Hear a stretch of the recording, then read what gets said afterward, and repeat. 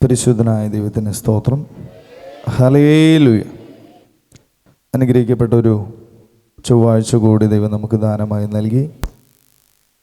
ദൈവത്തിൻ്റെ ആലയത്തിൽ പുതിയൊരു മാസത്തിൻ്റെ ആദ്യത്തെ ദിനം തന്നെ നമുക്ക് ദൈവത്തിൻ്റെ സന്നിധിയിൽ ഒരുമിച്ച് കൂടുവാൻ തക്കവണ്ണം ഇടയാക്കി തീർത്ത കൃപയ്ക്കായി നന്ദിയോടെ ദൈവത്തിന് സ്തോത്രം ചെയ്യുകയാണ്. കടന്നു വന്നതായിട്ടുള്ള എല്ലാവർക്കും സർവശക്തനായ ദൈവത്തിൻ്റെ നാമത്തിൽ സ്നേഹവന്ദനം അറിയിക്കുകയാണ്. ദൈവത്താൽ നടത്തപ്പെടുന്നതായ ദൈവത്തിൻ്റെ ആലയത്തിൽ ദൈവത്തിൻ്റെ ഹൃദയവും ദൈവത്തിൻ്റെ ചെവിയും കണ്ണും തുറന്നിരിക്കുന്നതായ ജീവനുള്ള ദൈവത്തിൻ്റെ ആലയത്തിൽ നമുക്കൊരു പകൽക്കാലം കൂടെ ആയിരിപ്പാൻ തക്കവണ്ണം നമ്മെ ഓരോരുത്തരെയും പേർ ചൊല്ലി വിളിച്ച് ദൈവത്തിൻ്റെ ആലയത്തിൽ ഇതുവരെ നിലനിർത്തിയ ദൈവത്തിന് സ്തോത്രവും സ്തുതിയും അർപ്പിക്കുകയാണ്. ദൈവം നമ്മെ പേർ ചൊല്ലി വിളിക്കുക മാത്രമല്ല, ദൈവത്തിൻ്റെ ആലയത്തിൽ ശുശ്രൂഷ ചെയ്യുവാനും ദൈവത്തിൻ്റെ ഒരു സാക്ഷിയായി നിൽക്കുവാനും നമ്മെ അഭിഷേകം ചെയ്ത് ഇതുവരെ നിലനിർത്തിയ കൃപയ്ക്കായി ദൈവത്തിന് സ്തോത്രം ചെയ്യുകയാണ്. നന്ദിയുള്ള ഹൃദയത്തോടുകൂടെ ദൈവസന്നിധിയിൽ അന്ത്യം വരെയും ആയിരിപ്പാൻ തക്കവണ്ണം ദൈവം നമ്മെ എല്ലാവരെയും സഹായിക്കുമാറാകട്ടെ. ദൈവത്തിൻ്റെ വചനത്തിൽ വായിക്കുന്നത് പോലെ, നിങ്ങൾ വേരിനെയല്ല വേർ നിങ്ങളെ അത്ര ചുമക്കുന്നത് എന്ന് ഓർത്തുകൊള്ളുവിൻ എന്നുള്ള വചനം പോലെ നമ്മെ ചുമക്കുന്നതായിട്ടുള്ള വേരിനെ ഓർത്ത് എല്ലാ മഹത്വവും ആ വേരിനെ നൽകിക്കൊണ്ടായിരിപ്പാൻ തക്കവണ്ണം ദൈവം നമ്മെല്ലാവരെയും സഹായിക്കുമാറാകട്ടെ.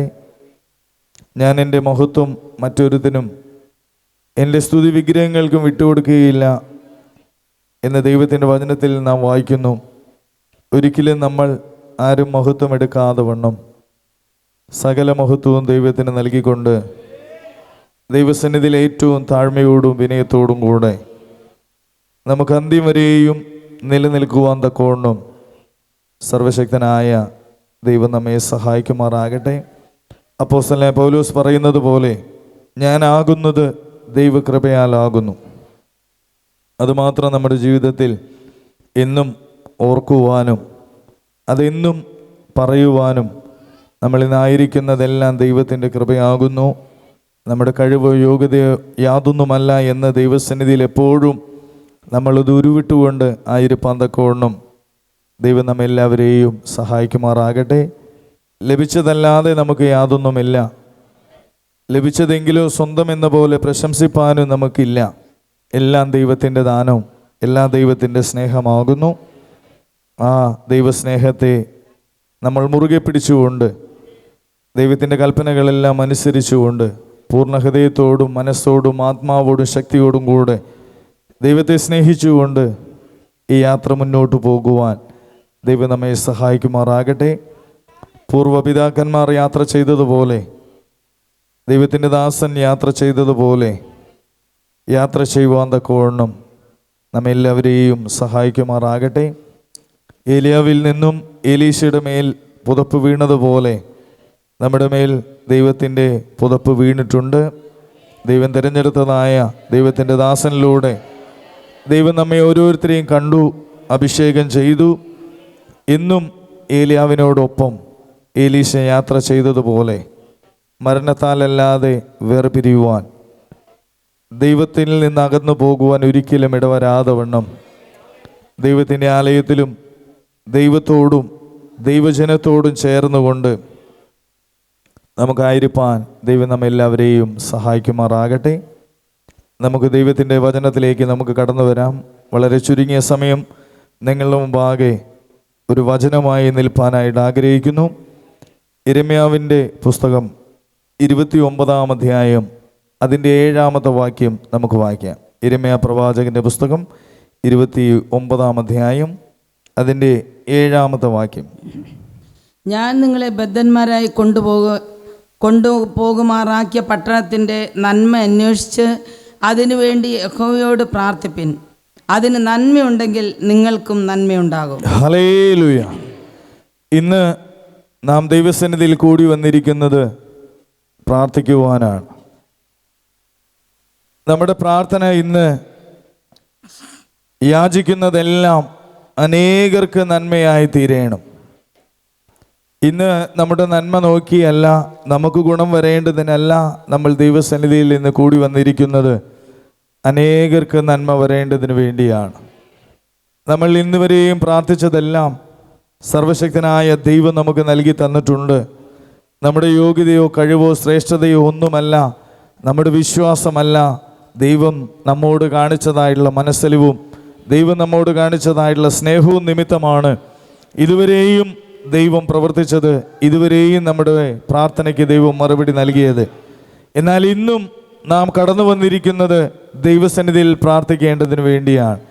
നമ്മുടെ പ്രാർത്ഥന ദൈവത്തിന് പ്രസാദകരമായി തീരുവാൻ തക്കവണ്ണം സർവശക്തനായ ദൈവത്തിൻ്റെ വചനത്തിൽ എഴുതിയിരിക്കുന്നത് പോലെ നമ്മൾ പ്രാർത്ഥിച്ചാൽ തീർച്ചയായും ആ പ്രാർത്ഥനയ്ക്ക് മറുപടി ലഭിക്കുമെന്നുള്ളതിൽ യാതൊരു തർക്കവുമില്ല.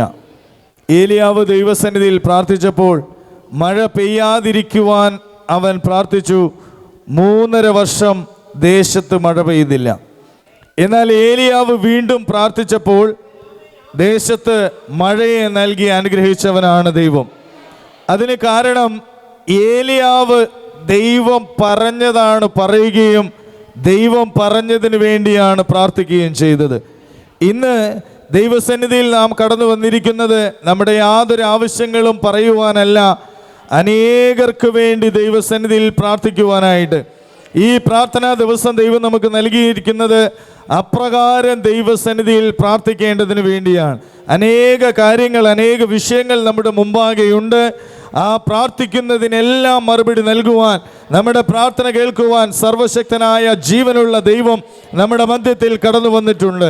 ഇവിടെ എഴുതിയിരിക്കുന്നത്, നിങ്ങളെ ബദ്ധന്മാരാക്കി കൊണ്ടുപോകുമാറാക്കിയ പട്ടണത്തിന്റെ നന്മ അന്വേഷിച്ച് അതിനുവേണ്ടി യഹോവയോട് പ്രാർത്ഥിപ്പിൻ. അപ്പോൾ നമ്മെ ദൈവം വിളിച്ചത് പ്രാർത്ഥിക്കേണ്ടതിന് വേണ്ടിയാണ്. ദൈവവചനം പഠിപ്പിക്കുന്നത് പ്രാർത്ഥിക്കുന്നില്ല എങ്കിൽ ഞാൻ ദൈവത്തോട് പാപം ചെയ്യുന്നു എന്നുള്ളതാണ്. നമ്മെ വിളിച്ചത് പ്രാർത്ഥിക്കേണ്ടതിനാണ്. വിശ്വാസത്തോടു കൂടി പ്രാർത്ഥിച്ചാൽ അതിന് മറുപടിയുണ്ട് എന്നുള്ളതിൽ യാതൊരു തർക്കവുമില്ല. ഇവിടെ എഴുതിയിരിക്കുന്നത്, നിങ്ങളെ ബദ്ധന്മാരാക്കി പിടിച്ചു കൊണ്ടുപോകുമാറാക്കിയ പട്ടണങ്ങളിലേക്ക്. അതായത് ദൈവം നമ്മെ വിളിച്ച് വേർതിരിച്ച് കൊണ്ടുവന്നിരിക്കുന്നത് ദൈവത്തിൻ്റെ ആലോചന പ്രകാരം നടക്കേണ്ടതിനാണ്. ഇവിടെ യിരെമ്യാ പ്രവാചകന്റെ വാക്കുകൾ കേൾക്കാതെ മറ്റു പല പ്രവാചകന്മാരുടെയും വാക്കുകൾ കേട്ട് അവരെ നശിപ്പിച്ചു കളഞ്ഞു. അവരെ അടിമകളാക്കി വേറെ പട്ടണത്തിലേക്ക് അവരെ കൊണ്ടുപോയി. എന്നാൽ യിരെമ്യാ പ്രവാചകൻ അവരോട് ഇപ്രകാരം പറയുകയാണ്, നിങ്ങളെ ബദ്ധന്മാരാക്കി കൊണ്ടുപോയ പട്ടണത്തിന്റെ നന്മ അന്വേഷിച്ച് അതിനുവേണ്ടി നിങ്ങൾ പ്രാർത്ഥിപ്പിൻ. അതിനർത്ഥം ദൈവം നമ്മെ വിളിച്ച് വേർതിരിച്ചത്, ദൈവം നമ്മെ എവിടെയാക്കി വെച്ചിരിക്കുന്നു. നമ്മുടെ കുറവുകൾ നിമിത്തമായിരിക്കാം, നമ്മുടെ പോരായ്മകൾ നിമിത്തമായിരിക്കാം നമ്മൾ പ്രവാസത്തിലേക്ക് പോകേണ്ടി വന്നത്. എന്നാൽ ദൈവം എവിടെയാക്കി വെച്ചുവോ ആ പട്ടണത്തിന് വേണ്ടി നാം പ്രാർത്ഥിക്കുന്നവരായിരിക്കണം. ദൈവത്തിൻ്റെ വചനത്തിൽ എഴുതിയിരിക്കുന്നത് 2 തിമോഥെയോസിന്റെ ലേഖനം 2-ാം അധ്യായം അതിൻ്റെ 1-ാമത്തെ വാക്യത്തിൽ, എന്നാൽ നാം സകല മനുഷ്യർക്കും അതല്ല സർവ മനുഷ്യർക്കും അധികാരസ്ഥന്മാർക്കും രാജാക്കന്മാർക്കും വേണ്ടി പ്രാർത്ഥനയും പക്ഷവാദവും സ്തോത്രവും ചെയ്യണം. ദൈവം നമ്മെ വിളിച്ചത് പ്രാർത്ഥിക്കേണ്ടതിന് വേണ്ടിയാണ്. നാം ഏത് പട്ടണത്തിലായിരുന്നാലും ഏത് രാജ്യത്തിലായിരുന്നാലും ആ സകല മനുഷ്യർക്കും രാജാക്കന്മാർക്കും അധികാരസ്ഥന്മാർക്കും വേണ്ടി പ്രാർത്ഥനയും യാചനയും പക്ഷവാദവും സ്തോത്രവും ചെയ്യേണ്ടതിനാണ് ദൈവം നമ്മെ ആക്കി വെച്ചിരിക്കുന്നത്. ഒന്ന്, നാം ആയിരിക്കുന്നതായിട്ടുള്ള പട്ടണത്തിന് വേണ്ടി പ്രാർത്ഥിക്കണം. നമ്മെ കൊണ്ടുപോയ പട്ടണത്തിന് വേണ്ടി പ്രാർത്ഥിക്കണം. എന്തിനു വേണ്ടിയാണ് പ്രാർത്ഥിക്കുന്നത്? അവിടെ നന്മയുണ്ടാകുവാൻ. ഹല്ലേലൂയ. എന്തിനാണ് നന്മയുണ്ടാകുന്നത്? ഇവിടെ യെരമ്യാ പ്രവാചകൻ പറഞ്ഞത്, നിങ്ങളെ കൊണ്ടുപോയ പട്ടണത്തിന് വേണ്ടി, അവിടുത്തെ നന്മയ്ക്ക് വേണ്ടി നിങ്ങൾ പ്രാർത്ഥിക്കണം. എന്തിനാണ് പ്രാർത്ഥിക്കുന്നത്? അതിന് നന്മയുണ്ടെങ്കിൽ നിങ്ങൾക്കും നന്മയുണ്ടാകും. അപ്പോൾ യെരമ്യാ പ്രവാചകൻ പറഞ്ഞത്, ആ പട്ടണത്തിന് വേണ്ടി പ്രാർത്ഥിക്കുവാനായിട്ട് പറഞ്ഞത്, ദൈവം സ്നേഹിക്കുന്നതായ ദൈവത്തിൻ്റെ ജനത്തിന് നന്മയുണ്ടാകേണ്ടതിനാണ്. ഹല്ലേലൂയ. നാം പ്രാർത്ഥിച്ചാൽ ജനത്തിന് നന്മ വരും, പട്ടണത്തിന് നന്മ വരും, അതിനോടൊപ്പം നമുക്കും നന്മ വരും. ഇന്ന് പലരും പല സ്ഥലങ്ങളിലും ജോലിക്ക് പോകുന്നുണ്ട്. അവരുടെ കയ്യിൽ നിന്ന് എന്തെങ്കിലും അടിച്ചു മാറ്റി അവരെ നശിപ്പിക്കുവാനാണ് പലരും ശ്രമിക്കുന്നത്. എന്നാൽ അവർക്ക് വേണ്ടി പ്രാർത്ഥിക്കണം. നമ്മെ എവിടെ ആക്കി വെച്ചുവോ അവിടെ നാം അവർക്ക് വേണ്ടി പ്രാർത്ഥിക്കുമ്പോൾ ആ പട്ടണം അനുഗ്രഹിക്കപ്പെടും, ആ ഭവനം അനുഗ്രഹിക്കപ്പെടും, ആ ദേശം അനുഗ്രഹിക്കപ്പെടും. അവിടെ അനുഗ്രഹിക്കപ്പെട്ടാൽ ആ അനുഗ്രഹം നമ്മുടെ ജീവിതത്തിലും ഉണ്ടാകും. ഇന്ന് ദൈവത്തിൻ്റെ വചനം നമ്മെ പഠിപ്പിക്കുന്നത് അപ്രകാരം പ്രാർത്ഥിക്കുവാനാണ്. ഈ ആലയത്തിൽ ഇന്ന് അനേക ജില്ലകളിൽ നിന്ന് ദൈവത്തിൻ്റെ ആലയത്തിലേക്ക് കടന്നു വന്നിട്ടുണ്ട്. അനേക സംസ്ഥാനങ്ങളിൽ നിന്നും തമിഴ്നാട്ടിൽ നിന്നും ദൈവത്തിൻ്റെ ആലയത്തിലേക്ക് കടന്നു വന്നിട്ടുണ്ട്. നിങ്ങളുടെ പട്ടണത്തിന് വേണ്ടി, നിങ്ങളുടെ ദേശത്തിന് വേണ്ടി, നിങ്ങളുടെ സംസ്ഥാനത്തിന് വേണ്ടി, നിങ്ങളുടെ രാജ്യത്തിന് വേണ്ടി നിങ്ങൾ പ്രാർത്ഥിച്ചാൽ തീർച്ചയായും ഇന്ന് പകൽക്കാലം ദൈവം മറുപടി നൽകും. ഇവിടെ ദൈവത്തിൻ്റെ വചനം നമ്മോട് സംസാരിച്ചിരിക്കുന്നത് അപ്രകാരം പ്രാർത്ഥിക്കേണ്ടതിന് വേണ്ടിയാണ്. കഴിഞ്ഞ ദിവസം ഇസ്രായേലും ഇറാനും തമ്മിൽ യുദ്ധമുണ്ടായി. യുദ്ധത്തിൻ്റെ അവസാന ദിവസത്തിൽ അമേരിക്ക ഇടപെട്ട് ഖത്തറിൻ്റെ മുകളിലും അതുപോലെ സൗദിയുടെ മുകളിലും ബോംബുകൾ ഇടുവാൻ കാരണമായി തീർന്നു. അവിടെ നിന്നും ദൈവത്തിൻ്റെ ആലയത്തിലേക്ക് 3 കുടുംബത്തിലായിരിക്കുന്നവർ വിളിച്ച് ദൈവത്തിൻ്റെ ആലയത്തിലേക്ക് പറഞ്ഞു, ഞങ്ങളുടെ തലയുടെ മുകളിൽ കൂടെയാണ് ബോംബ് പോകുന്നത്, പേടിച്ചിട്ട് വയ്യ, അടുത്തൊക്കെ നാശനഷ്ടമുണ്ടായി. പക്ഷേ അവർ ആലയത്തിലേക്ക് വിളിച്ച് പറഞ്ഞതായിട്ടുള്ള ആ സമയത്ത് യുദ്ധം അവസാനിക്കുവാനിടയായി തീർന്നു. ഹല്ലേലൂയ. എന്തുകൊണ്ടെന്ന് ചോദിച്ചാൽ, മനുഷ്യർക്ക് അസാധ്യം, എന്നാൽ ദൈവത്തിന് സകലതും സാധ്യം. അമേരിക്ക ഇടപെട്ട് യുദ്ധം ചെയ്തപ്പോൾ ഒരിക്കലും ഒരു ദിവസം കൊണ്ട് അവസാനിക്കുമെന്ന് വിചാരിച്ചതല്ല. പക്ഷെ ദൈവത്തിൻ്റെ ആലയത്തിലേക്ക് നോക്കി പ്രാർത്ഥിച്ചപ്പോൾ ദൈവം അതിന് മറുപടി നൽകി. മറുപടി നൽകുന്ന ദൈവം നമ്മോട് കൂടെയുണ്ട്. എന്തിനു വേണ്ടി എന്ന് ചോദിച്ചാൽ, ആ പട്ടണത്തിന് നന്മ വന്നാൽ നമുക്കും നന്മ വരും. ദൈവത്തിൻ്റെ ആലയത്തിൽ നിന്നും കടന്നു പോയതായിട്ടുള്ള മക്കൾ ഓരോരുത്തരും അവരുടെ ജീവിതത്തിലായിരിക്കുന്ന കഷ്ടപ്പാടുകൾ മാറ്റുവാനാണ് പോയതെങ്കിലും അവർ 1-ാം സ്ഥാനം ദൈവത്തിൻ്റെ ആലയത്തിനാണ് നൽകുന്നത്. അവരുടെ ജീവിതത്തിൽ ലക്ഷങ്ങളും കോടികളും സമ്പാദിച്ചത് കൊണ്ടല്ല അവർ ആലയത്തിലേക്ക് ജനത്തിന് വേണ്ടി, കുഞ്ഞുമക്കൾക്ക് വേണ്ടി നൽകുന്നത്. എന്തിനു വേണ്ടി എന്ന് ചോദിച്ചാൽ, അവർ ദൈവത്തെയും ദൈവജനത്തെയും ഒരുപാട് സ്നേഹിക്കുന്നത് കൊണ്ടാണ്. അവർക്ക് സമ്പാദിക്കുവാനോ പേരുണ്ടാക്കുവാനോ ധാരാളം സ്ഥലം വാങ്ങുവാനല്ല അവർ പോയിരിക്കുന്നത്. അവരുടെ കഷ്ടപ്പാടുകൾ തീരുവാനും ദൈവത്തിൻ്റെ ആലയത്തെ സഹായിക്കുവാനുമാണ്. അതുകൊണ്ട് അവർ പ്രാർത്ഥിച്ചു, ദൈവം അവർക്ക് മറുപടി നൽകി. ഹല്ലേലൂയ. ഇവിടെ യെരമ്യാ പ്രവാചകൻ എഴുതിയിരിക്കുന്നത്, നിങ്ങളെ ബദ്ധന്മാരായി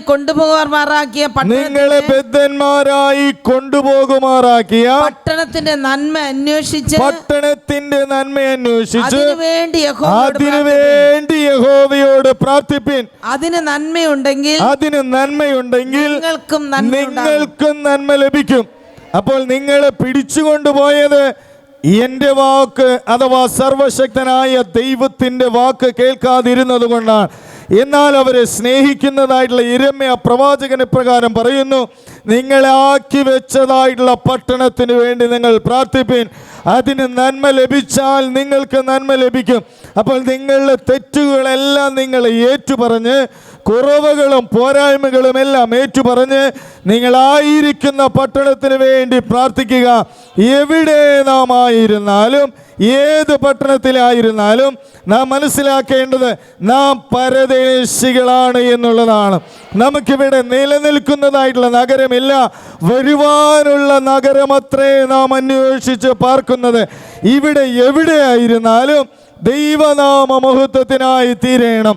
നാം പാടിയതുപോലെ സ്നേഹത്തിലൂടെയെല്ലാം കാണുവാനും ദൈവ സ്നേഹത്തിൽ തന്നെയെല്ലാം ചെയ്യുവാനും എന്നിൽ നിൻ സ്വഭാവം പകരണമേ എന്ന് പാടിയതുപോലെ സ്നേഹത്തിലൂടെ കാണുവാൻ, സ്നേഹത്തിലൂടെ പ്രവർത്തിപ്പാൻ, സ്നേഹത്തിലൂടെ ജീവിപ്പാൻ, എല്ലാം പൊന്നുനാമ മഹത്വത്തിനായി തീരുവാൻ നമ്മൾ ഓരോരുത്തരും ദൈവസന്നിധിയിലായിരിക്കണം. അതാണ് ദൈവം നമ്മെക്കുറിച്ച് ആഗ്രഹിക്കുന്നത്. പ്രവാസ ജീവിതത്തിലാകുന്നു എങ്കിലും ദൈവം നമ്മോട് കൂടെയുണ്ട്. കാരണം ദൈവം തൻ്റെ ജനത്തെ അത്രമാത്രം സ്നേഹിക്കുന്നു എന്നുള്ളതാണ്.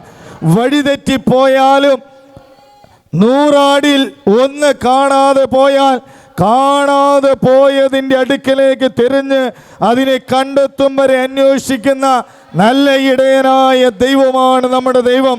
പുരുഷാരത്തെ കണ്ട് മനസ്സലിഞ്ഞ മഹാദൈവമാണ് നമ്മുടെ ദൈവം. ജനത്തെ സ്നേഹിക്കുന്നവനാണ് ദൈവം.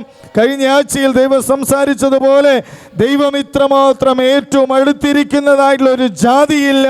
യഹോവ ദൈവമാം വിശുദ്ധ ജാതി നാം, അവനവകാശമാം ജനം നാം. ദൈവത്തിൻ്റെ ജനമാണ് ഈ ആലയത്തിൽ കടന്നു വരുന്നത്. ദൈവത്തിൻ്റെ ജനത്തെ ദൈവം അത്രമാത്രം സ്നേഹിക്കുന്നുണ്ട്. അതുകൊണ്ടാണ് യിരെമ്യാ പ്രവാചകനിലൂടെ ഇന്ന് പറഞ്ഞിരിക്കുന്നത്, നിങ്ങളായിരിക്കുന്ന പട്ടണത്തിന് വേണ്ടി പ്രാർത്ഥിപ്പിൻ. പട്ടണത്തിൽ ഭരിക്കുന്നവരുണ്ട്, പട്ടണത്തിൽ എളിയവരുണ്ട്, അനാഥരുണ്ട്, ദൈവത്തെ അറിയാത്തവരുണ്ട്, ഉന്നതന്മാരുണ്ട്. എല്ലാവരെയും പേരെടുത്ത് എല്ലാ വിഷയങ്ങൾക്കും വേണ്ടി ദൈവസന്നിധിയിൽ പ്രാർത്ഥിച്ചാൽ പട്ടണത്തിൽ നന്മ വരും. ഈ ആലയം ദൈവം ഒരുക്കിയിരിക്കുന്നത് അതിനു വേണ്ടിയാണ്. ശലോമോന്റെ ആലയത്തിന് സദൃശ്യമായി ദൈവത്തിൻ്റെ ആലയം ദൈവം നമുക്ക് നൽകിയിരിക്കുന്നത് അനേക പട്ടണങ്ങളിൽ, അനേക സംസ്ഥാനങ്ങളിൽ, അനേക രാജ്യങ്ങളിൽ നന്മ വരേണ്ടതിന് വേണ്ടിയാണ്. ഈ ആലയത്തിൽ നാം പ്രാർത്ഥിച്ചാൽ നന്മ വരും, അതിൽ യാതൊരു തർക്കവുമില്ല. കാരണം ദൈവമാണ് ഇവിടെ പ്രവർത്തിക്കുന്നത്, ദൈവമാണിത് സ്ഥാപിച്ചത്, ദൈവമാണിത് നട്ടത്. ഇവിടെ പ്രാർത്ഥിച്ചാൽ നന്മയുണ്ട്, അതിൽ യാതൊരു തർക്കവുമില്ല. അനേക സ്ഥലങ്ങളിൽ ഇരുന്ന് ആലയത്തിലേക്ക് നോക്കി പ്രാർത്ഥിക്കുന്നു. അവരെ നടത്തുന്നത് സർവശക്തനായ ജീവനുള്ള ദൈവമാണ്.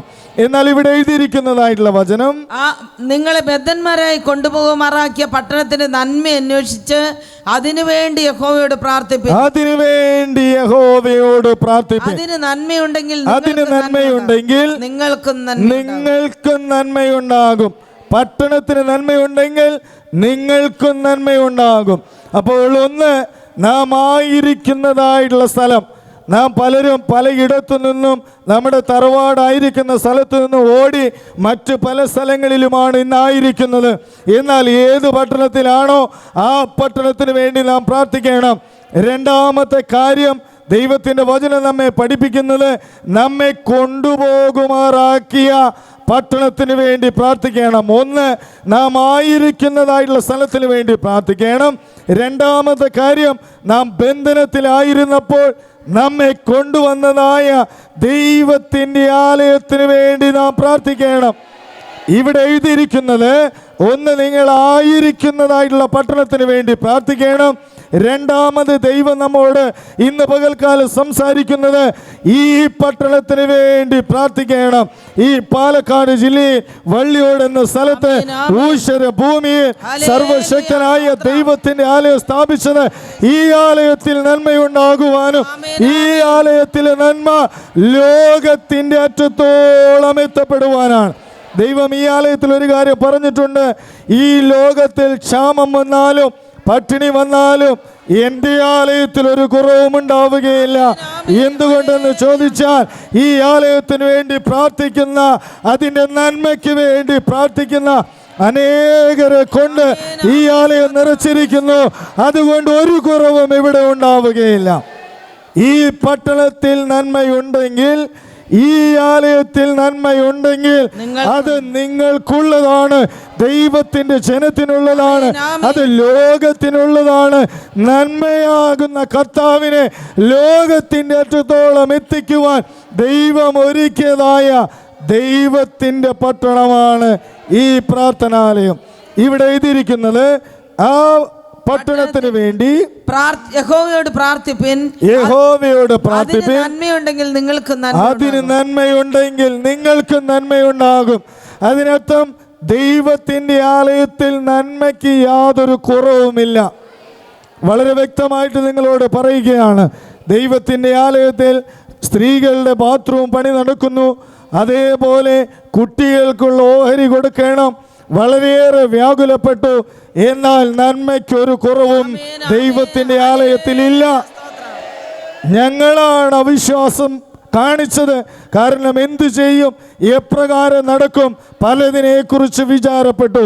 എന്നാൽ സർവശക്തനായ ദൈവത്തിൻ്റെ വാക്ക് ഒരു നാളും മാറുന്നതല്ല. എന്തെല്ലാം പ്രയാസങ്ങൾ വന്നാലും, എന്തെല്ലാം വേദനകൾ വന്നാലും, എന്തെല്ലാം പട്ടിണികൾ വന്നാലും, സർവശക്തനായ ദൈവത്തിൻ്റെ ആലയത്തിൽ നന്മയുണ്ട്. അതിൽ യാതൊരു തർക്കവുമില്ല. അതാണ് ഇന്ന് നാം കാണുന്നതായിട്ടുള്ള അനുഗ്രഹത്തിൻ്റെ തെളിവ്. എന്തുകൊണ്ടെന്ന് ചോദിച്ചാൽ, ഈ പട്ടണത്തിൽ നന്മയുണ്ട്. ഈ ലോക ദൈവത്തിൻ്റെ ആലയത്തെ കുറിച്ച് പറഞ്ഞിരിക്കുന്നത്, ഈ ആലയത്തിൻ്റെ അടുക്കള 24 മണിക്കൂറും തുറന്നിരിക്കും എന്നുള്ളതാണ്. അതിനർത്ഥം ഒരു കുറവുമില്ല. ക്ഷാമകാലത്തും ക്ഷേമമായി പോറ്റി പുലർത്തുവാൻ സർവശക്തനായ ദൈവമുണ്ട്. സാരാഫത്തിലെ വിധവയുടെ അടുക്കലേക്ക് ഏലിയാവിനെ അയച്ചവനായിട്ടുള്ള ദൈവം നമ്മോട് കൂടെയുണ്ട്. കേരീത് തോട്ടിലെ വെള്ളം വറ്റിയാലും, കാക്കയുടെ വരവ് നിന്നാലും, സർവശക്തനായ ദൈവത്തിൻ്റെ അനുഗ്രഹത്തിന് യാതൊരു കുറവുമില്ല. കാരണം ഈ പട്ടണത്തിൽ നന്മയുണ്ട്. നന്മയാകുന്ന ദൈവം ഈ ആലയത്തിലുണ്ട്. ഇവിടെ എഴുതിയിരിക്കുന്നത്, നിങ്ങളായിരിക്കുന്ന പട്ടണത്തിന് വേണ്ടി അതിന്റെ നന്മയ്ക്ക് വേണ്ടി യഹോവയോട് പ്രാർത്ഥിപ്പിൻ. അതിന് നന്മയ്ക്ക് വേണ്ടി യഹോവയോട് പ്രാർത്ഥിപ്പിൻ. നന്മയുണ്ടെങ്കിൽ നിങ്ങൾക്ക് അതിന് നന്മയുണ്ടെങ്കിൽ നിങ്ങൾക്ക് നന്മയുണ്ടാകും. ഈ ആലയത്തിൽ നന്മയുടെ ഉറവിടമായ ദൈവമുണ്ട്. അതുകൊണ്ടാണ് നിങ്ങൾക്ക് നന്മ ലഭിക്കുന്നത്. ദൈവം ഈ ആലയത്തിൽ ഉള്ളത് കൊണ്ടാണ് ഞങ്ങൾക്ക് നന്മ ലഭിക്കുന്നത്. ചോദിക്കാത്തതും നനയ്ക്കാത്തതും ചിന്തിക്കാത്തതും ആഗ്രഹിക്കാത്തതുമായ അനേക കാര്യങ്ങൾ സർവശക്തനായ ദൈവം നടത്തി വരുന്നു. അത് ദൈവത്തിന് നമ്മോടുള്ള സ്നേഹമാണ്. കാരണം ദൈവം നന്മയാണ്. നന്മ പ്രവർത്തിക്കുന്നവനാണ് ദൈവം. നല്ലത് മാത്രം ചെയ്യുന്നവനാണ് ദൈവം. പാപങ്ങളെല്ലാം ക്ഷമിക്കുന്നവനാണ് ദൈവം. വീണ്ടും മനസ്സലിവ് കാണിക്കുന്നവനാണ് ദൈവം. മടങ്ങി വരുന്നവരെ സ്നേഹിക്കുന്നവനാണ് ദൈവം. എന്നാൽ അതിന്റെ താഴ്ത്ത വാക്യം കൂടി വായിക്കാം. ഇസ്രായേലിന്റെ ദൈവമായ സൈന്യങ്ങളുടെ യഹോവ ഇപ്രകാരം അരുളിച്ചെയ്യുന്നു. എന്നാൽ ഇസ്രായേലിന്റെ ദൈവമായ സൈന്യങ്ങളുടെ യഹോവ ഇപ്രകാരം അരുളി ചെയ്യുന്നു, നിങ്ങളുടെ ഇടയിലുള്ള നിങ്ങളുടെ പ്രവാചകന്മാരും നിങ്ങളുടെ പ്രവാചകന്മാരും പ്രശ്നക്കാരും നിങ്ങളെ ചതിക്കരുത്.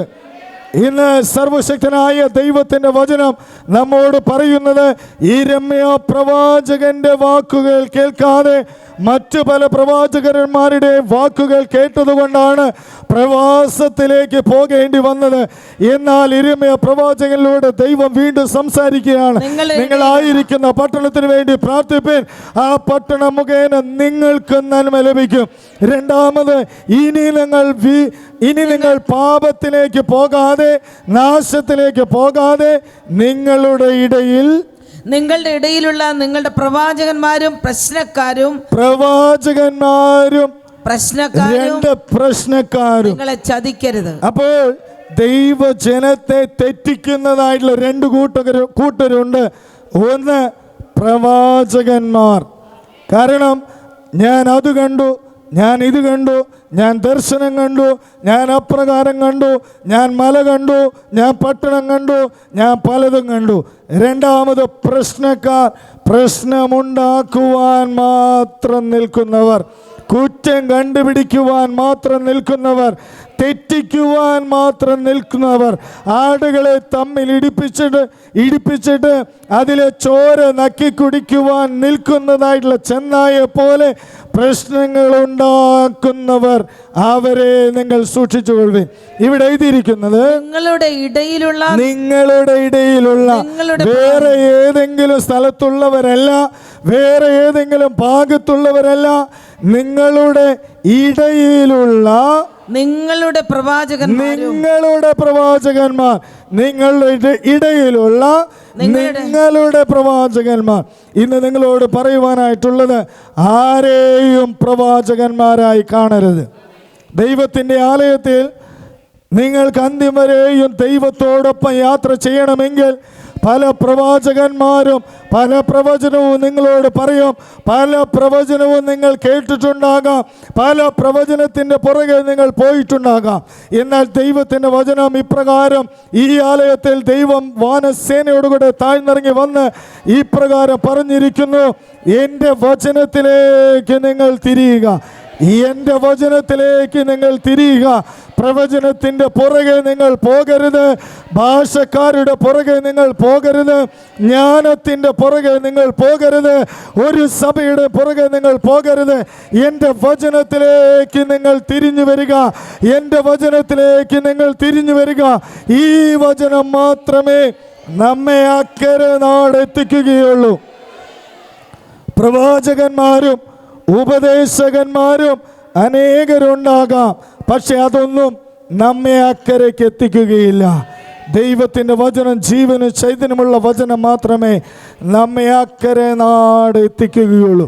അതുകൊണ്ടാണ് മത്തായിയുടെ സുവിശേഷം 7-ാം അധ്യായം അതിൻ്റെ 21-ാമത്തെ വാക്യത്തിൽ, എന്നോട് കർത്താവേ കർത്താവേ എന്ന് പറയുന്നവൻ ഏവനുമല്ല, സ്വർഗസ്ഥനായ എൻ്റെ പിതാവിൻ്റെ ഇഷ്ടം ചെയ്യുന്നവനത്ര സ്വർഗരാജ്യത്തിൽ കടക്കുന്നത്. അവിടെ പറയുന്നു, നിന്റെ നാമത്തിൽ ഞങ്ങൾ പ്രവചിക്കുകയും ഭൂതങ്ങളെ പുറത്താക്കുകയും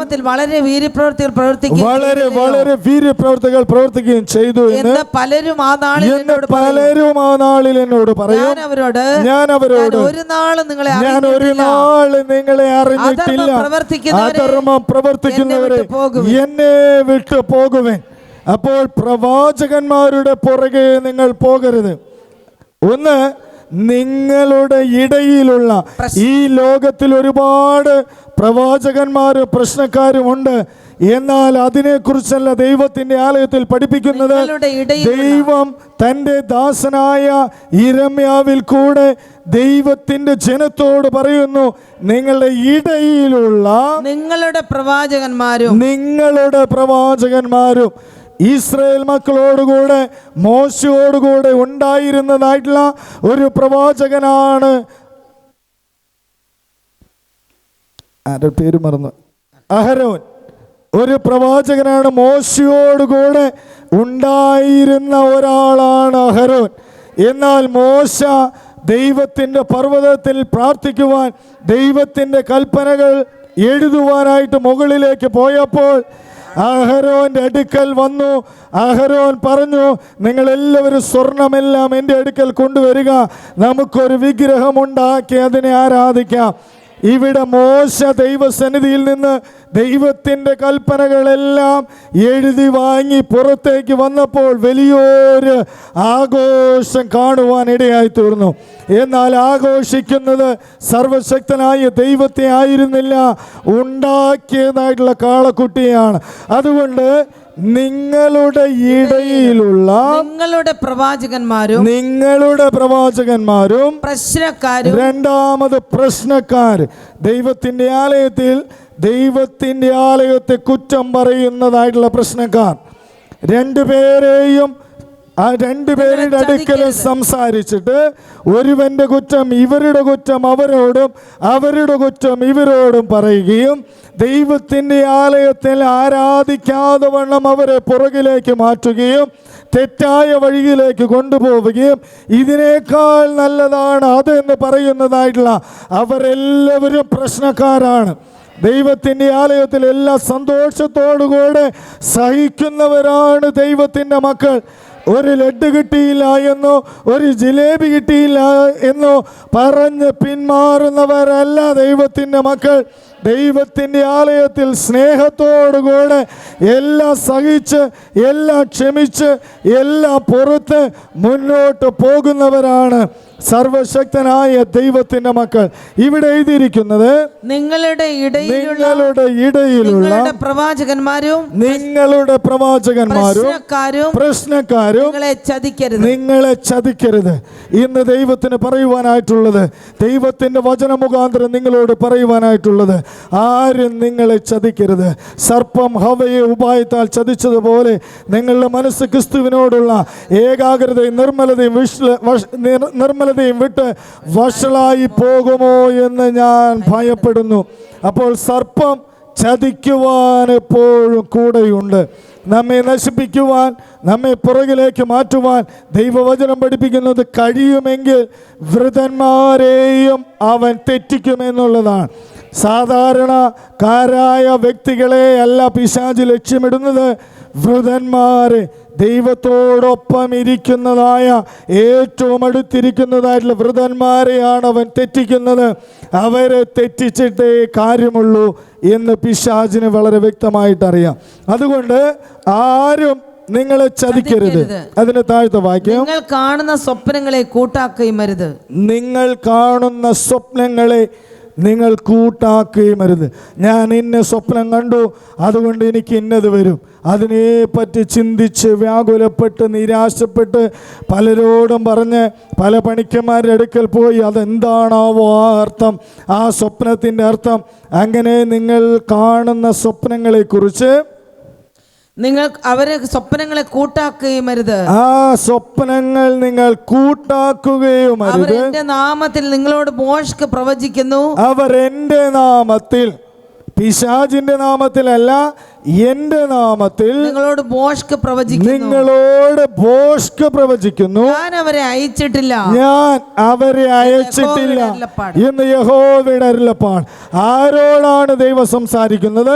ഇസ്രായേൽ മക്കളോടാണ് ദൈവം സംസാരിക്കുന്നത്. ഇസ്രായേൽ മക്കൾ ആരാണ്? ദൈവത്തിന്റെ ജനമാണ്. ദൈവത്തിന്റെ ജനത്തോടാണ് ദൈവം സംസാരിക്കുന്നത്. എന്താണ്? നിങ്ങളുടെ ഇടയിലുള്ള പ്രവാചകന്മാരും പ്രശ്നക്കാരെയും നിങ്ങളെ ചതിക്കുവാൻ ഇടവരരുത്. രണ്ടാമത്തെ കാര്യം, നിങ്ങൾ കാണുന്നതായിട്ടുള്ള സ്വപ്നത്തെ ആലോചിച്ച് ചിന്തിച്ച് അതിനൊത്തവണ്ണം നിങ്ങൾ പ്രവർത്തിച്ച് നിങ്ങൾ വേവലാതിപ്പെടരുത് എന്ന് സൈന്യങ്ങളുടെ ദൈവമായ യഹോവ പ്രവചിക്കുന്നു, നിങ്ങളോട് അരുളി ചെയ്യുന്നു. അവർ ഭോഷ്ക് പ്രവചിക്കുന്നു, ഞാൻ അവരെ അയച്ചിട്ടില്ല. നിങ്ങൾ അറിയേണ്ടതായിട്ടുള്ളൊരു സത്യം, നമ്മളെല്ലാവരും മനസ്സിലാക്കേണ്ടതായിട്ടുള്ള സത്യം, ദൈവം അയക്കുന്നവരുടെ വാക്കാണ് നാം കേൾക്കേണ്ടത്. ദൈവം അയക്കുന്നവരുടെ, ദൈവം നിർത്തിയവരുടെ, ദൈവത്തിൻ്റെ ആലയത്തിൽ ദൈവം നിർത്തിയവരുടെ വാക്കുകളാണ് നമ്മൾ കേൾക്കേണ്ടത്. ദൈവത്തിൻ്റെ ദാസനിലൂടെ അനേക വർഷങ്ങൾ നാം കേട്ടു, ഒരു ദോഷവും നമ്മുടെ ജീവിതത്തിൽ ഉണ്ടായിട്ടില്ല. ഹല്ലേലൂയ. എന്തുകൊണ്ടെന്ന് ചോദിച്ചാൽ അത് ദൈവത്തിൻ്റെ ദാസന്റെ വാക്കുകളല്ല, ദൈവത്തിൻ്റെ ദാസനോട് പറഞ്ഞതായിട്ടുള്ള വാക്കുകളാണ്. ഇന്നും ഈ ആലയത്തിൽ സംസാരിക്കുന്നത് എൻ്റെ വാക്കുകളല്ല, സർവശക്തനായ ദൈവത്തിൻ്റെ വചനമാണ് നിങ്ങളോട് സംസാരിക്കുന്നത്. വചനത്തിലെ പുള്ളി അങ്ങോട്ടോ ഇങ്ങോട്ടോ മാറ്റാതെ ദൈവത്തിൻ്റെ വചനമാണ് നിങ്ങളോട് പറഞ്ഞത്. ഞാൻ എഴുതി ചേർത്തതൊന്നും ഇവിടെ പറഞ്ഞിട്ടില്ല. ഇവിടെ എഴുതിയിരിക്കുന്നത് ആരും നിങ്ങളെ ചതിക്കരുത്. ചതിയുടെ ഫലം ഏദൻ തോട്ടം നഷ്ടപ്പെട്ടു പോകുമെന്നുള്ളതാണ്. നിസ്സാരമായിരിക്കാം, ഒരു പഴമല്ലേ പറിച്ചത് എന്ന് അവർക്ക് തോന്നും. പക്ഷേ പഴമാണ് ദൈവത്തിൻ്റെ തോട്ടത്തിൽ നിന്ന് പുറത്താക്കുവാനിടയായി തീർന്നത്. അതിനർത്ഥം ആ ചതിയാണ് നിങ്ങൾ ദൈവരാജ്യം നഷ്ടമാക്കുന്നത്. ഇസ്രായേൽ മക്കൾ എല്ലാവരും മരുഭൂമിയിൽ വീണുപോയി. കാരണം പല പ്രവാചകന്മാരുടെയും പല പ്രശ്നക്കാരുടെയും വാക്കുകൾ അവർ കേട്ടു. ഇവിടെ മോശയ്ക്ക് വിരോധമായി അവർ സംസാരിച്ചു. എന്താണ് സംസാരിച്ചത്? മോശ മാത്രമാണോ ദൈവത്തെ കണ്ടിട്ടുള്ളത്? മോശയോട് മാത്രമാണോ ദൈവം സംസാരിച്ചിട്ടുള്ളത്? മോശയിൽ കൂടെ മാത്രമാണ് നമുക്ക് അക്കരെ എത്തുവാനായിട്ട് കഴിയുന്നത് എന്നവർ പറഞ്ഞു. അവരെല്ലാവരും മരുഭൂമിയിൽ വീണുപോയി.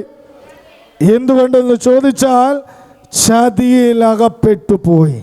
ചതിയിലകപ്പെട്ടു പോയാൽ പിന്നെ പുറത്തേക്ക് വരുവാൻ സാധ്യമല്ല. അവരെല്ലാവരും മരുഭൂമിയിൽ വീണുപോയി. അവരുടെ വീഴ്ച വലിയതായിരുന്നു. കാരണം സ്വർഗരാജ്യം അവർക്ക് നഷ്ടമായി പോയി.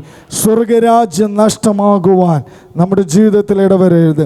ഇത്രയും നാൾ ആരാധിച്ച്, ഇത്രയും നാൾ കഷ്ടപ്പെട്ട്, ഇത്രയും നാൾ ദൈവസന്നിധിയിൽ വന്ന്, ഇത്രയും നാൾ വേല ചെയ്തിട്ട് അധർമ്മം പ്രവർത്തിക്കുന്നവരെ ഞാൻ നിങ്ങൾ ഒരു നാളും അറിയുന്നില്ല എന്ന് കേട്ടാൽ എന്തായിരിക്കും സ്ഥിതി?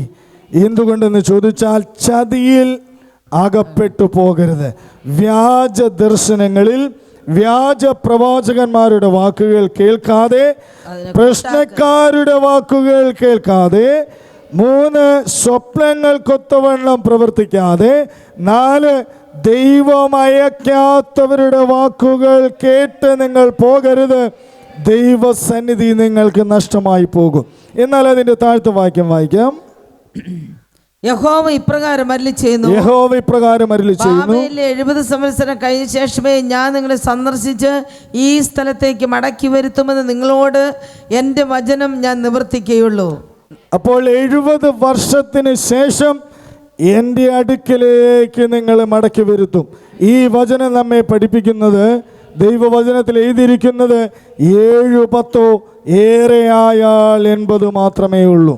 അപ്പോൾ നമുക്കൊരു അവസാനമുണ്ട്. ആ അവസാനത്തിന് മുമ്പേ ദൈവത്തിൻ്റെ വചനം കേട്ടനുസരിച്ച് മുന്നോട്ട് പോയാൽ ദൈവരാജ്യത്തിൽ അവകാശികളായി തീരും. ദൈവം നിങ്ങളെ നാശത്തിൽ നിന്നും മടക്കി വരുത്തുമെന്നുള്ളതാണ്. അപ്പോൾ അവസാനത്തോളം സഹിച്ചു നിൽക്കുന്നവൻ മാത്രമേ രക്ഷ പ്രാപിപ്പാനായിട്ട് കഴിയുകയുള്ളൂ. യാക്കോബിൻ്റെ ലേഖനത്തിൽ 5-ാം അധ്യായം അതിൻ്റെ 15-ാമത്തെ വാക്യത്തിൽ ഇപ്രകാരം എഴുതിയിരിക്കുന്നു. ആ വാക്യം ഒന്ന് വായിക്കാം. എന്നാൽ വിശ്വാസത്തോടു കൂടിയ പ്രാർത്ഥന ദീനക്കാരനെ രക്ഷിക്കും. കർത്താവ് അവനെ എഴുന്നേൽപ്പിക്കും. അവൻ പാപം ചെയ്തിട്ടുണ്ടെങ്കിൽ അവനോട് ക്ഷമിക്കും. എന്നാൽ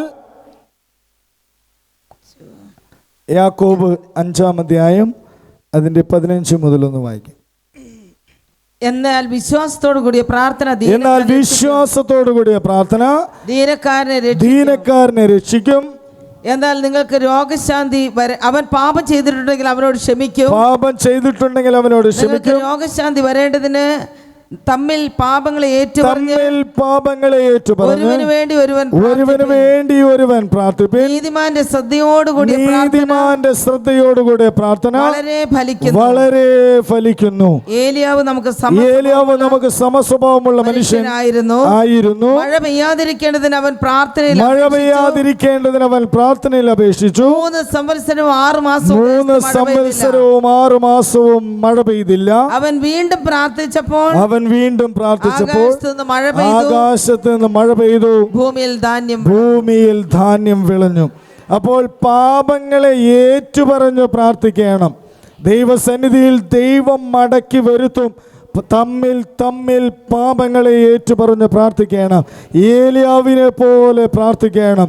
ദൈവസന്നിധിയിൽ മടങ്ങി വന്ന് പ്രാർത്ഥിക്കണം. ദൈവമേ, എന്നെ തള്ളിക്കളയരുതേ. ഈ മുടിയനായ പുത്രനോട് കരുണ തോന്നണമേ. അപ്പാ, ഞാൻ സ്വർഗത്തോട് നിന്നോട് പാപം ചെയ്തു. ഇനി നിന്റെ മകനെന്ന് വിളിക്കപ്പെടുവാൻ ഞാൻ യോഗ്യനല്ല. നിന്റെ കൂലിക്കാരിൽ ഒരുത്തനെ പോലെ എന്നെ ആക്കണമേ എന്ന് പ്രാർത്ഥിച്ചപ്പോൾ മുടിയനായ പുത്രനെ സ്നേഹിച്ച നല്ല പിതാവ് നമ്മോട് കൂടെയുണ്ട്. തെറ്റിപ്പോയവരുടെ അടുക്കലേക്ക് കടന്നു വരുന്ന സർവശക്തനായ നല്ല ഇടയനായ ദൈവം നമ്മോട് കൂടെയുണ്ട്. മടങ്ങി വരിക ദൈവത്തിൻ്റെ അടുക്കിലേക്ക്. ഇവിടെ എഴുതിയിരിക്കുന്നത് നിങ്ങളോടുള്ള എൻ്റെ വചനം 70 സംവത്സരത്തിന് ശേഷമേ ഞാൻ നിവർത്തിക്കുകയുള്ളൂ. നിങ്ങൾ പ്രത്യാശിക്കുന്ന ശുഭഭാവി വരുവാൻ തക്കവണ്ണം ഞാൻ നിങ്ങളെ കുറിച്ച് നിരൂപിക്കുന്ന നിരൂപണങ്ങൾ ഇന്നവ എന്ന് ഞാൻ അറിയുന്നു. അവ തിന്മയ്ക്കല്ല നന്മയ്ക്കത്രേ. അപ്പോൾ നിങ്ങൾ പ്രത്യാശിക്കുന്ന ശുഭഭാവി വരുവാൻ തക്കവണ്ണം നിങ്ങളെ കുറിച്ച് നിരൂപിക്കുന്ന നിരൂപണങ്ങൾ എന്ന് ഞാൻ അറിയുന്നു. നിങ്ങളെ കുറിച്ച് നിരൂപിക്കുന്നതായിട്ടുള്ള നിരൂപണങ്ങൾ ഇന്നവ എന്ന് ഞാൻ അറിയുന്നു. അവ തിന്മയ്ക്കല്ല നന്മയ്ക്കത്രേയുള്ളത്.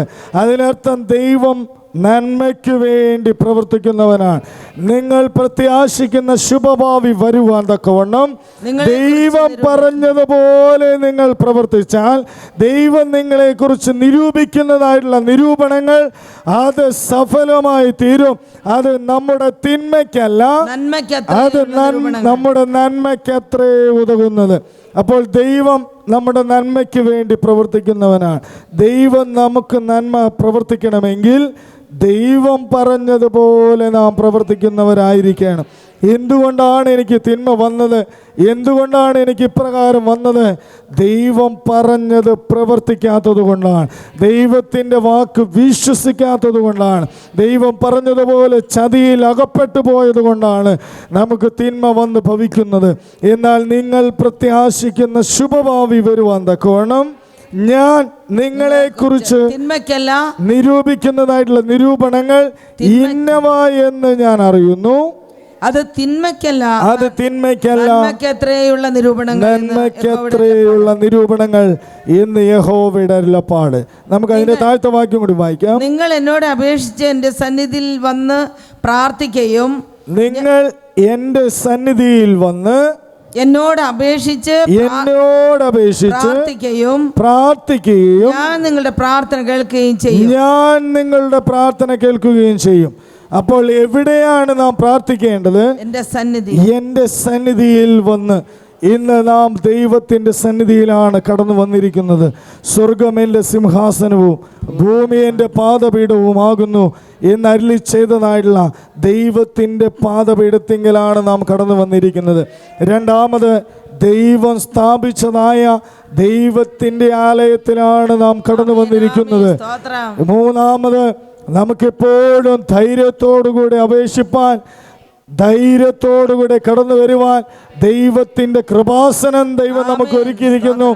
ആ കൃപാസനത്തിൻ്റെ അടുക്കലേക്കാണ് നാം കടന്നു വന്നിരിക്കുന്നത്.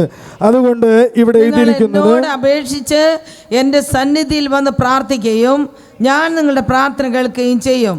നിങ്ങൾ എൻ്റെ സന്നിധിയിൽ വന്ന് പ്രാർത്ഥിക്കുകയും ഞാൻ നിങ്ങളുടെ പ്രാർത്ഥന കേൾക്കുകയും ചെയ്യും. അപ്പോൾ ദൈവത്തിൻ്റെ ആലോചന പ്രകാരം നമ്മുടെ കുറവുകളെല്ലാം ദൈവസന്നിധിയിൽ ഏറ്റുപറഞ്ഞ് ദൈവത്തിൻ്റെ ആലയത്തിൽ വന്ന് പ്രാർത്ഥിച്ചാൽ ഞാൻ നിങ്ങളുടെ പ്രാർത്ഥന കേൾക്കും. ഹല്ലേലൂയ.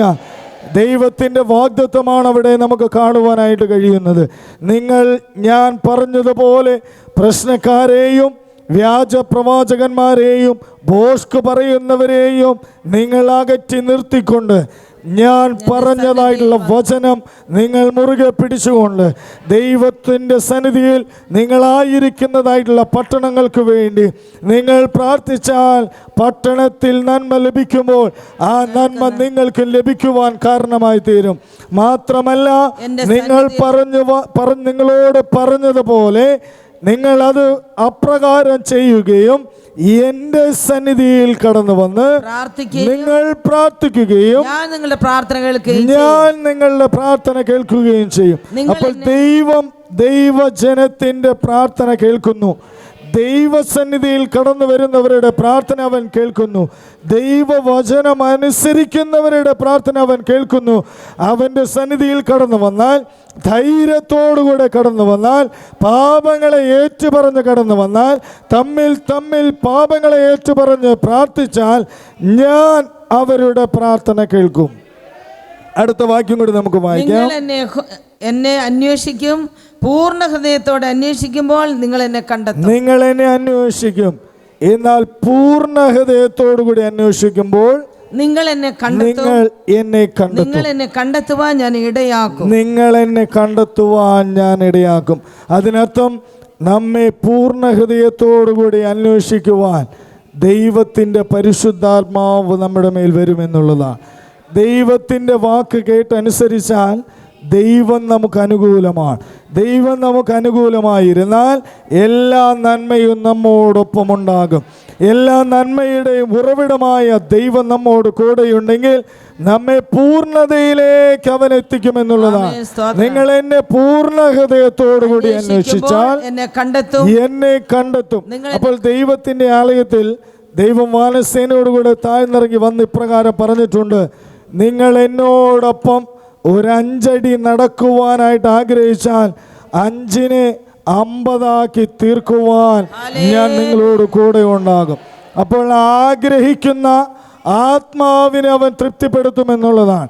ദൈവത്തിൻ്റെ നന്മയ്ക്ക് വേണ്ടി അന്വേഷിച്ചാൽ, ജനത്തിൻ്റെ നന്മയ്ക്ക് വേണ്ടി അന്വേഷിച്ചാൽ, ദൈവത്തിൻ്റെ ആലയത്തിൽ പ്രാർത്ഥിക്കുവാൻ, വിടുതൽ ലഭിക്കുവാൻ നാം അന്വേഷിച്ചാൽ, പൂർണ്ണ ഹൃദയത്തോടെ അന്വേഷിച്ചാൽ, ദൈവം പറഞ്ഞത് വിശ്വസിച്ചുകൊണ്ട് നാം ദൈവസന്നിധിയിൽ അന്വേഷിച്ചാൽ എന്നെ കണ്ടെത്തുവാനിടയാകും.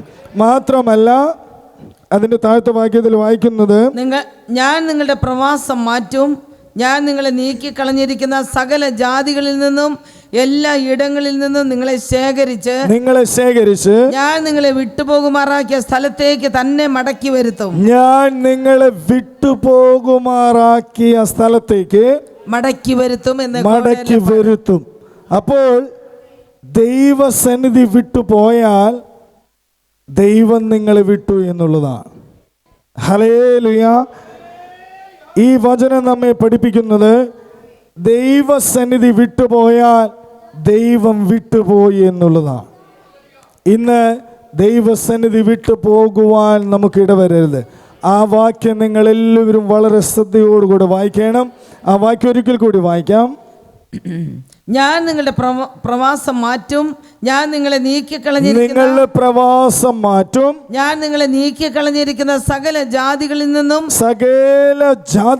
എല്ലാ ഇടങ്ങളിൽ നിന്നും നിങ്ങളെ ശേഖരിച്ച് ഞാൻ നിങ്ങളെ വിട്ടുപോകുമാറാക്കിയ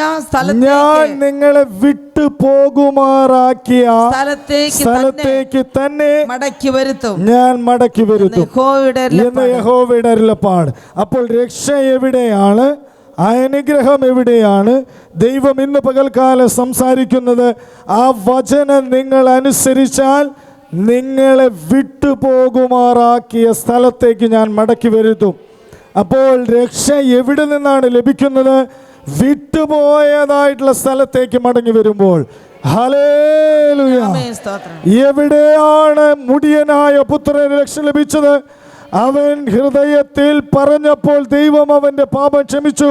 പക്ഷേ അവൻ അപ്പൻ്റെ അടുക്കലേക്ക് മടങ്ങി വന്നപ്പോഴാണ് അപ്പൻ അവനെ കൈക്കൊണ്ടത്. ഇന്ന് പകൽക്കാലം നിങ്ങളോട് പറയുവാനായിട്ടുള്ളത്, ദൈവസന്നിധിയിൽ നിന്ന് തള്ളപ്പെട്ടു പോകുവാൻ നമുക്കാർക്കും ഇടവരരുത്. ദൈവസന്നിധി വിട്ടുപോയാൽ ദൈവം വിട്ടുപോയെന്നാണ് അതിൻ്റെ അർത്ഥം. ദൈവം വിട്ടുപോയാൽ പിന്നെ മടങ്ങി വരുവാൻ, മാനസാന്തരപ്പെട്ട് തെറ്റു മനസ്സിലാക്കി ദൈവസന്നിധിയിൽ നീ പ്രാർത്ഥിച്ചാൽ ഞാൻ നിന്നെ വിട്ടുപോകുമാറാക്കിയ സ്ഥലത്തേക്ക് മടക്കി വരുത്തും. അവിടെ നിന്നാണ് നിനക്ക് ദൈവരാജ്യം ലഭിക്കുന്നത്. ആ വചനം ഒരിക്കൽ കൂടി വായിക്കാം. ഞാൻ നിങ്ങളെ നീക്കിക്കളഞ്ഞിരിക്കുന്ന സകല ജാതികളിൽ നിന്നും. എല്ലാവരും വളരെ ശ്രദ്ധിച്ച് അത് കേൾക്കണം. നിങ്ങളെല്ലാവരും അത് മനസ്സിലാക്കണം. ഞാൻ ഉൾപ്പെടെ മനസ്സിലാക്കണം. ഞാനിവിടെ വലിയ ആളാണ്, ഞാനിവിടെ ഉന്നതനാണ്, ഞാനിവിടെ പ്രസംഗിക്കുന്നവനാണെന്നെല്ലാം ചിന്തിച്ച് ഞാൻ എൻ്റെ തോന്നിവാസത്തിന് പോയാൽ ദൈവം എന്നെ വിട്ടുപോയി. ഹല്ലേലൂയ. ദൈവം വിട്ടുപോയാൽ നിന്റെ ജീവിതം ശൂന്യമാണ്. മുടിയനായ പുത്രനെ പോലെ പോയപ്പോൾ അവൻ്റെ കയ്യിൽ ഇഷ്ടം പോലെ ഉണ്ടായിരുന്നു. അവൻ്റെ കൂട്ടുകാർക്കും അവൻ്റെ നാട്ടുകാർക്കും അവൻ പോയതായിട്ടുള്ള സ്ഥലങ്ങളിലും ഇഷ്ടം പോലെ കൊടുക്കുവാനും വാങ്ങുവാനും സ്നേഹിക്കുവാനും കരുതുവാനും അവനോടൊപ്പം കുറേ പേരുണ്ടായിരുന്നു. എന്നാൽ കുറേ നാളുകൾക്ക് ശേഷം പന്നിക്ക് കൊടുക്കുന്നതായിട്ടുള്ള വാളവിരവ് തിന്നുവാൻ അവൻ ആഗ്രഹിച്ചു. അതുപോലും അവന് ലഭിക്കാതെ പോയി. കാരണം എന്താണെന്നറിയാമോ? അപ്പൻ്റെ ഭവനത്തിൽ നിന്ന് പോയി എന്നുള്ളതാണ്. ഹല്ലേലൂയ. പിന്നെ അവൻ എപ്പോഴാണ് അവൻ്റെ താടിയും തലയുമെല്ലാം ഷേവ് ചെയ്ത് അവൻ്റെ കയ്യിൽ പൊന്മോതിരം ഇടിവിച്ച് അവന് പുതിയ വസ്ത്രം കൊടുത്ത് അവൻ്റെ കാലിൽ പുതിയ ചെരുപ്പ് നൽകി മടങ്ങിപ്പോയ വിട്ടുപോയതായിട്ടുള്ള മകൻ മടങ്ങി വന്നിരിക്കുന്നു എന്ന് അപ്പൻ കൊടുത്തപ്പോഴാണ് അവന് നഷ്ടമായതെല്ലാം തിരികെ ലഭിച്ചത്. ഹല്ലേലൂയ. അവന് നഷ്ടപ്പെട്ടതായിട്ടുള്ള സ്ഥാനം, അവന് നഷ്ടപ്പെട്ടതായിട്ടുള്ള അവൻ്റെ സമ്പത്ത്, നഷ്ടപ്പെട്ടതായിട്ടുള്ള അവൻ്റെ അനുഗ്രഹം നഷ്ടപ്പെട്ടതായിട്ടുള്ള അവൻ്റെ നന്മ അവന് തിരികെ ലഭിച്ചത് അവൻ്റെ അപ്പൻ്റെ ഭവനത്തിലേക്ക് മടങ്ങി വന്നപ്പോഴാണ്. ഹല്ലേലൂയ. ഇന്ന് ദൈവസന്നിധി വിട്ടു പോയിട്ടില്ല എങ്കിലും, ഇവിടെ ഇരിക്കുന്നുണ്ടെങ്കിലും മനം ദൈവസന്നിധിയിൽ നിന്ന് വിട്ടുപോയിട്ടുണ്ടെങ്കിൽ, ഇന്ന് പകൽക്കാലം നിങ്ങളോട് പറയുവാനായിട്ടുള്ളത്, ദൈവത്തിൻ്റെ വചനപ്രകാരം നിങ്ങളോട് പറയുവാനായിട്ടുള്ളത്, നിങ്ങൾ ഇവിടെ നിന്ന് പോകേണ്ട. നിങ്ങളുടെ ഹൃദയം ഇവിടെ നിന്ന് പോയിട്ടുണ്ടെങ്കിൽ അപ്പൻ്റെ അടുക്കലേക്ക് മടങ്ങി വരേണം. നിങ്ങളെ തെറ്റിച്ചതായിട്ടുള്ള പ്രവാചകന്മാരുടെയും ബോഷ്ക്ക് പറയുന്നവരുടെ വാക്കുകൾ, പ്രശ്നക്കാരുടെ വാക്കുകൾ നിങ്ങളുടെ ഹൃദയത്തിൽ നിന്ന് മാറ്റിക്കളഞ്ഞുകൊണ്ട് സർവശക്തനായ ജീവനുള്ള ദൈവത്തിൻ്റെ വാക്കുകൾക്ക് നീ സ്ഥാനം കൊടുത്തുകൊണ്ട്, ദൈവമേ എന്നോട് കരുണ തോന്നണമേ എന്ന് ദൈവത്തിൻ്റെ വചനത്തിൽ എഴുതിയിരിക്കുന്നത് പോലെ എൻ്റെ സന്നിധിയിൽ വന്ന് പ്രാർത്ഥിച്ചാൽ ഞാൻ നിങ്ങളുടെ പ്രാർത്ഥന കൈക്കൊള്ളും. എവിടെ ഇരുന്ന് പ്രാർത്ഥിച്ചാൽ? എൻ്റെ സന്നിധിയിൽ കടന്നു വന്ന് പ്രാർത്ഥിച്ചാൽ. 2, ഞാൻ നിങ്ങളെ വിട്ടുപോകുമാറാക്കിയ സ്ഥലത്തേക്ക് മടക്കി വരുത്തി ഞാൻ നിങ്ങളെ നീക്കിക്കളഞ്ഞിരിക്കുന്ന സകല ജാതികളിൽ നിന്നും എല്ലാ ഇടങ്ങളിൽ നിന്നും നിങ്ങളെ ശേഖരിച്ച് ഞാൻ നിങ്ങളെ വിട്ടുപോകുമാറാക്കിയ വായിക്കാം, സ്ഥലത്തേക്ക്. ആ വചനം നിങ്ങൾ അടിവരയിട്ട് ദിവസവും വായിക്കണം. ഞാൻ നിങ്ങൾ വിട്ടുപോകുമാറാക്കിയ സ്ഥലത്തേക്ക് തന്നെ മടക്കി വരുത്തും. അവിടെ നിന്നാണ് തുടങ്ങേണ്ടത്. ദൈവവചനത്തിൽ എഴുതിയിരിക്കുന്നത് നിങ്ങളോട് പറയേണ്ടതായിട്ടുള്ള കാര്യമില്ല, എന്നാലും പറയുകയാണ്. ഏതിൽ നിന്ന് വീണിരിക്കുന്നു എന്ന് ഓർത്ത് മാനസാന്തരപ്പെട്ട് ആദ്യത്തെ പ്രവൃത്തികളെ ചെയ്യുക. മാനസാന്തരപ്പെട്ടത് കൊണ്ട് കാര്യമില്ല, ആദ്യത്തെ പ്രവൃത്തികളെ ചെയ്യണം. ദൈവത്തിൻ്റെ വചനത്തിന് യാതൊരു മാറ്റവുമില്ല. എവിടെ നിന്നാണ് വീണിരിക്കുന്നത് എന്ന് ഓർത്ത് മാനസാന്തരപ്പെടണം. 1. രണ്ടാമത്തെ കാര്യം, ആദ്യത്തെ പ്രവൃത്തികളെ ചെയ്യുക. ഇവിടെ എഴുതിയിരിക്കുന്നത് നിങ്ങളെ വിട്ടുപോകുമാറാക്കിയ ആര് വിട്ടുപോകുമാറാക്കിയ? ഞാൻ നിങ്ങളെ വിട്ടുപോകുമാറാക്കിയ സ്ഥലത്തേക്ക് നിങ്ങളെ കൊണ്ടുവന്ന് ഞാൻ നിങ്ങളെ മടക്കി വരുത്തും. ഞാൻ നിങ്ങളെ നീക്കിക്കളഞ്ഞിരിക്കുന്ന സകല ജാതികളിൽ നിന്നും എല്ലാ ഇടങ്ങളിൽ നിന്നും നിങ്ങളെ ഞാൻ ശേഖരിച്ച് ഞാൻ നിങ്ങളെ വിട്ടുപോകുമാറാക്കിയ സ്ഥലത്തേക്ക് തന്നെ മടക്കി വരുത്തും. സ്ഥലത്തേക്ക് തന്നെ ഞാൻ മടക്കി വരുത്തും. അപ്പോൾ ദൈവത്തിൻ്റെ വാക്കുകൾക്ക് മാറ്റമില്ല. അപ്പോസ്തലൻ പൗലോസ് പറയുന്നത്, ദേമാസ് ഈ ലോകത്തെ സ്നേഹിച്ചിട്ട് എന്നെ വിട്ടുപോയി. അപ്പോൾ പൗലോസിനെ വിട്ടുപോയാൽ അത് ദൈവത്തെ വിട്ടുപോയി എന്നുള്ളതാണ്. ദേമാസ് ഈ ലോകത്തെ സ്നേഹിച്ചിട്ട് എന്നെ വിട്ടുപോയി. കാരണം പൗലോസ് ആരുടെ കൂടെയാണ്? സർവശക്തനായ ദൈവത്തോടു കൂടെയാണ്. പൗലോസിനെ വിട്ടുപോയാൽ അതിനർത്ഥം ദൈവത്തെ വിട്ടുപോയി എന്നാണ് അർത്ഥം. എന്തെല്ലാം തലകുത്തി എന്തെല്ലാം ചെയ്താലും എന്നെ വിട്ടുപോകുമാറാക്കിയ സ്ഥലത്തേക്ക് ഞാൻ നിന്നെ മടക്കി വരുത്തും. ഹല്ലേലൂയ. മടങ്ങി വന്നവർ ഭാഗ്യവാന്മാർ. ഇന്ന് പകൽക്കാലം അത്രയേ പറയുവാനായിട്ടുള്ളൂ. മടങ്ങി വന്നവർ ഭാഗ്യവാന്മാർ. ദൈവം നിങ്ങളെ അത്രമാത്രം സ്നേഹിക്കുന്നുണ്ട് എന്നുള്ളതാണ്. അപ്പോൾ ഹൃദയത്തിൽ നിന്നും ദൈവസന്നിധി വിട്ട് നീ മാറിയിട്ടുണ്ടെങ്കിൽ, ഇന്ന് ഇവിടെ നിന്ന് പോയതല്ല പറയുന്നത്, ഇവിടെ ഇരിക്കുന്നതായിട്ടുള്ള നമ്മളോട് പറയുന്നത്, ഇവിടെ ഇരിക്കുന്നതായിട്ടുള്ള നമ്മളുടെ ഹൃദയം ദൈവസന്നിധി വിട്ട് മാറിപ്പോയിട്ടുണ്ടെങ്കിൽ, മറ്റു പലരുടെയും വാക്കുകൾ എൻ്റെ ഹൃദയത്തിലുണ്ടെങ്കിൽ, മറ്റ് പല പ്രശ്നക്കാരുടെയും വാക്കുകൾ എൻ്റെ ഹൃദയത്തിലുണ്ടെങ്കിൽ, ബോഷ്ക്ക് പറയുന്നവരുടെ വാക്ക് എൻ്റെ ഹൃദയത്തിലുണ്ടെങ്കിൽ, ദൈവസന്നിധി വിട്ടു പോകുവാൻ എന്തെങ്കിലും നിൻ്റെ ഹൃദയത്തിലുണ്ടെങ്കിൽ ഇന്ന് മടങ്ങി വന്നുകൊള്ളുക. നിന്നെ മടക്കി വരുത്തുവാൻ സർവശക്തനായ ദൈവം ഇന്ന് നമ്മുടെ മധ്യത്തിൽ കടന്നു വന്നിട്ടുണ്ട്. ദൈവത്തെ വിട്ടു നീ പോയെങ്കിൽ അവിടേക്ക് മടങ്ങി വരുമ്പോഴാണ് ദൈവം നിന്നെ അനുഗ്രഹിക്കുന്നത്. അല്ലാതെ ദൈവത്തിന് അനുഗ്രഹം പ്രാപിപ്പാൻ സാധ്യമല്ല എന്ന് ദൈവത്തിൻ്റെ വചനപ്രകാരം നിങ്ങളോട് പറയുകയാണ്. ഹല്ലേലൂയ. ഇത് എഴുതിയത് മജു പ്രത്യേകം എഴുതിയതായിട്ടുള്ള വചനമല്ല. ഇത് എഴുതിയത് സർവശക്തനായ ദൈവത്തിൻ്റെ വചനമാണ്. ഈ വചനമാണ് നിങ്ങളോട് പറഞ്ഞത്. എൻ്റെ വാക്കുകളല്ല, എൻ്റെ വാക്കുകളല്ല. ദൈവസന്നിധിയിൽ നിന്ന് അകന്നു പോകരുത്. ദൈവസന്നിധിയിൽ നിന്ന് അകന്നു പോകരുത്. നിങ്ങളുടെ ഹൃദയം ദൈവസന്നിധിയിൽ നിന്ന് അകന്നു പോകരുത്. നിങ്ങളുടെ ഹൃദയം ദൈവത്തിൻ്റെ ആലയം വിട്ടകന്നു പോകരുത്. ദൈവത്തിൻ്റെ ഹൃദയവും ചെവിയും കണ്ണും തുറന്നിരിക്കുന്നതായ ദൈവത്തിൻ്റെ ആലയം വിട്ടു പോകുവാൻ ഇടവരരുത്, ഇടവരരുത്, ഇടവരരുത് എന്ന് ദൈവം ഇന്ന് സ്നേഹത്തോടുകൂടെ നിങ്ങളോട് സംസാരിക്കുകയാണ്. ഹൃദയത്തിൽ വല്ല കയ്പുള്ള വേര് മുളച്ച് വന്നിട്ടുണ്ടെങ്കിൽ ആ വേരിനെ കൈയോടുകൂടെ പിഴുതു കളഞ്ഞുകൊണ്ട് ദൈവസന്നിധിയിൽ നിങ്ങൾ പ്രാർത്ഥിച്ചാൽ ഞാൻ ഇന്ന് പ്രാർത്ഥന കേൾക്കും. അവസാന വാക്യത്തിൻ്റെ തൊട്ടുമുകളിലത്തെ വാക്യം വായിക്കാം. എൻ്റെ സന്നിധിയിൽ വന്ന് ഞാൻ നിങ്ങളെ നീക്കിക്കളഞ്ഞിരിക്കുന്ന, അതല്ല അതിൻ്റെ മുകളിലത്തെ,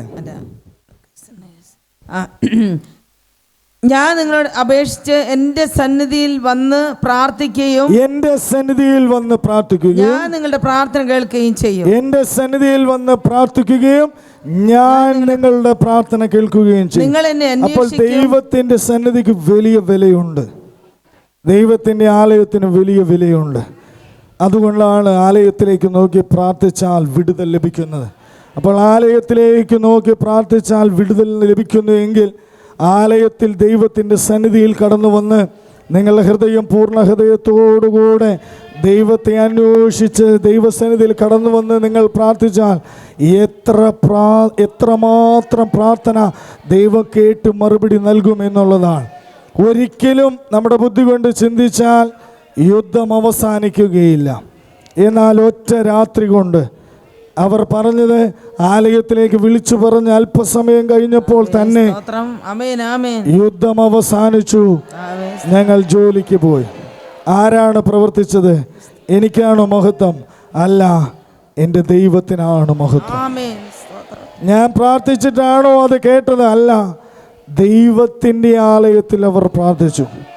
രണ്ടാമത് ആ പട്ടണത്തിൽ നന്മയ്ക്ക് വേണ്ടി അവിടെ ആയിരിക്കുന്നവർ പ്രാർത്ഥിച്ചു.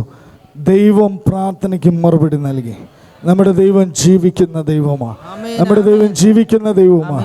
ദൈവസന്നിധി വിട്ടു പോകുവാൻ ഇടവരരുത്, ഇടവരരുതേ, ഇടവരരുതേ. നിങ്ങൾ വിട്ടുപോകുമാറായ ഞാൻ നിങ്ങൾ വിട്ടുപോകുമാറാക്കിയ സ്ഥലത്തേക്ക് തന്നെ ഞാൻ മടക്കി വരുത്തും. എൻ്റെ സന്നിധിയിൽ നിങ്ങൾ പൂർണ്ണ ഹൃദയത്തോടു കൂടി പ്രാർത്ഥിച്ചാൽ ഞാൻ നിങ്ങളുടെ സകല പ്രാർത്ഥനകളും കേൾക്കും. പൂർണ്ണ ഹൃദയത്തോടെ അന്വേഷിക്കുമ്പോൾ ദൈവസന്നിധിയിൽ തെറ്റുകളെല്ലാം നമ്മുടെ ഓരോരുത്തരും തെറ്റുകളാണ് ദൈവം വെളിപ്പെടുത്തിയത്. ഇത് ഇന്ന ആൾക്ക് വേണ്ടി അല്ലെങ്കിൽ മറ്റേ ആൾക്ക് വേണ്ടി അങ്ങനെ ചിന്തിക്കേണ്ട. എന്നോടും കൂടെയാണ് ദൈവം പറഞ്ഞത്. അഹങ്കാരം വന്നാൽ, നിഗളം വന്നാൽ, ദൈവസന്നിധി വിട്ടുപോയാൽ ദൈവം വിട്ടുപോയി എന്നുള്ളതാണ്. ദൈവം നിഗളികളോട് എതിർത്ത് നിൽക്കുകയും താഴ്മയുള്ളവർക്ക് കൃപ നൽകുകയും ചെയ്യുന്നു. യോശുവ മോശയോടുകൂടെ നടന്നു. ദൈവത്തിൻ്റെ വചനത്തിൽ എഴുതിയിരിക്കുന്നത് കൂടാരം വിട്ടുപിരിയാതെ വണ്ണം യോശുവ മോശയോടുകൂടെ നടന്നു എന്നുള്ളതാണ്. മോശയോടൊപ്പം നടന്നു എന്ന് മാത്രമല്ല, ദൈവത്തിൻ്റെ കൂടാരം, യഹോവയെ ആരാധിക്കുന്ന യഹോവയുടെ കൂടാരം വിട്ടുപിരിയാതെ വണ്ണം അവൻ മോശയോടുകൂടെ യഹോവയോടുകൂടെ നടന്നു. അതുകൊണ്ട് ദൈവം അവൻ്റെ കയ്യിൽ ഇസ്രായേൽ മക്കളെ ഏൽപ്പിച്ചു. യോർദാൻ കടക്കുവാനും വാഗ്ദത്ത രാജ്യം പ്രാപിപ്പാനും സർവശക്തനായ ദൈവം പ്രവർത്തിച്ചു. അതുകൊണ്ട് ദൈവത്തിൻ്റെ കൂടാരം വിട്ടുപിരിയാതെ വണ്ണം ദൈവത്തോട് ചേർന്ന് നമുക്കായിരിക്കാം. നമ്മുടെ കുറവുകളെല്ലാം ദൈവത്തോട് ഏറ്റു പറയാം. ദൈവമേ, എൻ്റെ എല്ലാ തെറ്റുകളും ക്ഷമിക്കണമേ. നിൻ്റെ സന്നിധിയിൽ ആകേണ്ടതുപോലെ ആയിത്തീരുവാൻ എന്നെ സഹായിക്കണമേ.